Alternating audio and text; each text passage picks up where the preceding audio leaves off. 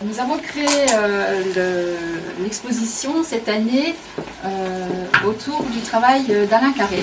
Donc moi j'ai fait l'espérance qui sortait de la boîte. Alors on peut se poser la question de savoir pourquoi les dieux qui ont mis tous les malheurs du monde ont mis aussi l'espérance.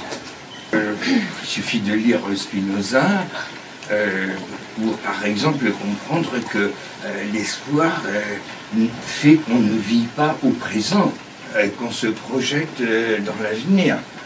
Et que vivre dans l'avenir, c'est ne pas vivre.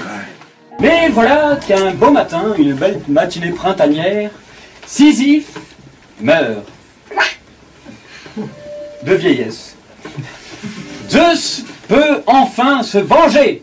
Alors Sisyphe est condamné par les juges des enfers qui lui montrent un énorme rocher. Il lui donne alors l'ordre de le rouler en lui faisant remonter la pente jusqu'au sommet d'une colline et de le rejeter de l'autre côté pour qu'il retombe.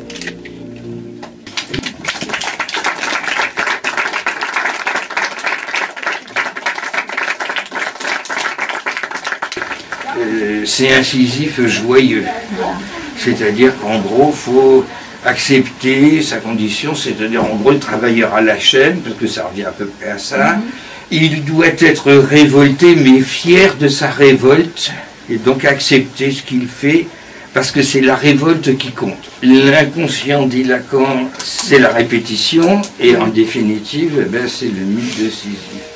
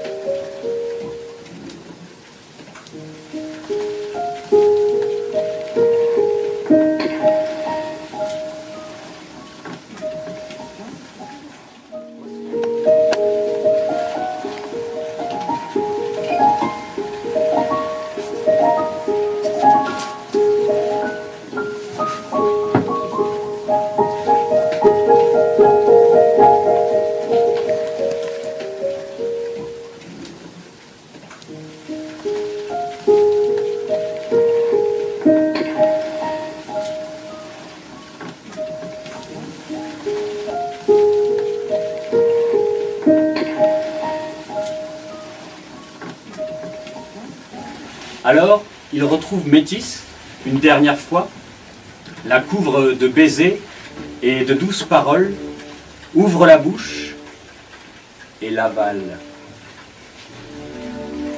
Ainsi disparaît-elle dans le ventre de Zeus avec la petite fille Athéna qu'elle porte en elle. « Fends la tête de Zeus d'un coup de hache !» lui ordonne-t-il.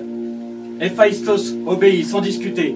Son arme glisse dans les cheveux bouclés. Ouvre le crâne. La terre tremble.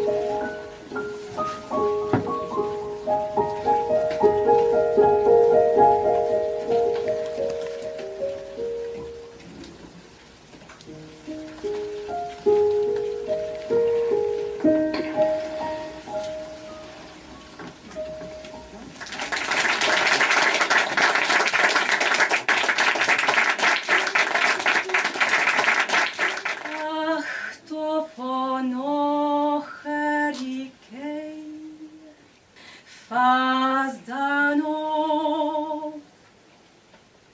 te la